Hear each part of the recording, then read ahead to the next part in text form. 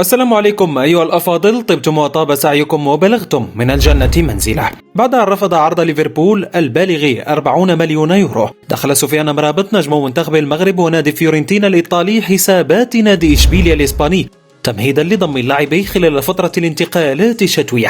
وفي الوقت الذي تحدثت فيه عدة مصادر عن الرحيل الوشيك للاعب في الميركاتو الشتوي، فإن مصادر من داخل النادي تتحدث عن رفض الفريق رحيل لاعبه المغربي. وأكدت تقارير إعلامية أن صراعا شرسا بين نادي أتلتيكو مدريد وإشبيليا للتعاقد مع نجم منتخب المغرب سفيان أمرابط في الميركاتو الشتوي، إضافة إلى ليفربول الذي أعطى عرضا رسميا يوم أمس. كما أكدت نفس التقارير الإعلامية عن شرط نادي فيورنتينا الإيطالي للاستغناء عن خدمات نجم منتخب المغرب سفيان أمرابط خلال فترة انتقالات اللاعبين في الميركاتو الشتوي. وذكرت صحيفة لا جازيتا دي سبور لإيطاليا أن نادي فيورنتينا الإيطالي يشترط 50 مليون يورو للتفريط في لاعب منتخب المغرب سفيان أمرابط.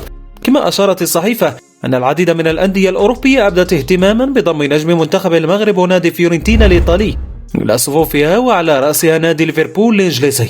ولفتت الصحيفة الإيطالية إلى أن تألق سفيان أمرابط لاعب نادي فيورنتينا الإيطالي ومنتخب المغرب لدى مشاركته ضمن صفوف أسود الأطلس في بطولات كأس العالم 2022 بقطر جعل الأنظار تتجه صوبه من أجل الحصول على خدماته.